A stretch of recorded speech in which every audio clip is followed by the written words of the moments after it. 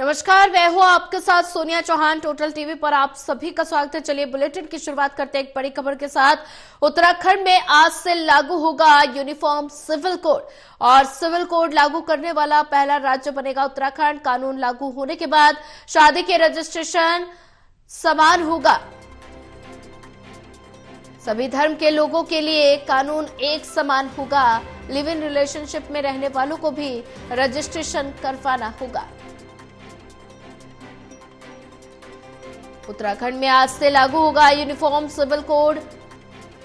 Civil code लागू करने वाला पहला राज्य बनेगा उत्तराखंड। कानून लागू होने के बाद शादी के रजिस्ट्रेशन समान होगा। सभी धर्म के लोगों के लिए कानून एक समान होगा। लिव इन रिलेशनशिप में रहने वालों को भी करवाना होगा रजिस्ट्रेशन।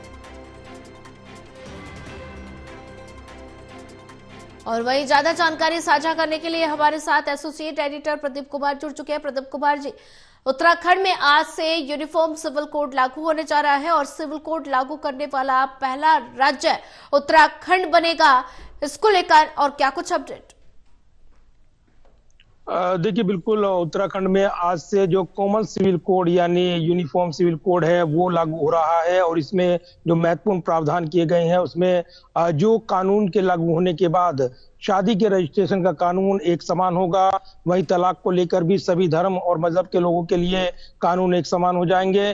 तो अब उत्तराखंड में रहने वाले ऐसे जोड़े जो लिव इन रिलेशनशिप में रहते हैं उनके कपल्स को भी वो रजिस्ट्रेशन कराना अनिवार्य होगा। ये कानून राज्य के बाहर रहने वाले उत्तराखंड वासियों पर भी लागू होगा। तो काफी महत्वपूर्ण और जिस तरीके से चुनावी एजेंडा रहा है बीजेपी का, ये एक पहल के तौर पर और यूसीसी लागू करने के तौर पर उत्तराखंड को लेकर जो मसौदा तैयार हुआ था उस पर काफी लंबी चर्चा चली थी और इसके बाद ये कानून की शक्ल लेते हुए आज लागू होने जा रहा है। तो काफी महत्वपूर्ण रहेगा। दोपहर करीब 12:30 बजे ये कानून राज्य में लागू हो जाएगा और इसी के साथ पूरे उत्तराखंड में यूसीसी लागू हो जाएगा। उत्तराखंड के ये राज्य के बाहर रहने वाले नागरिकों पर भी जो उत्तराखंड के निवासी हैं और जिनके पास उनके मूल प्रमाण पत्र, पहचान पत्र उनसे जुड़े हुए हैं, उन पर भी ये कानून लागू होगा। तो राज्य सचिवालय में आज यूसीसी पोर्टल का अनावरण किया जाएगा। उत्तराखंड के मुख्यमंत्री पुष्कर सिंह धामी इस कार्यक्रम की अगुवाई करने वाले हैं। और एक दिन पहले जब सीएम धामी ने बयान दिया था कि यूसीसी धर्म, लिंग, जाति या समुदाय के आधार पर भेदभाव से मुक्त एक सामंजस्यपूर्ण समाज की नींव स्थापित करेगा।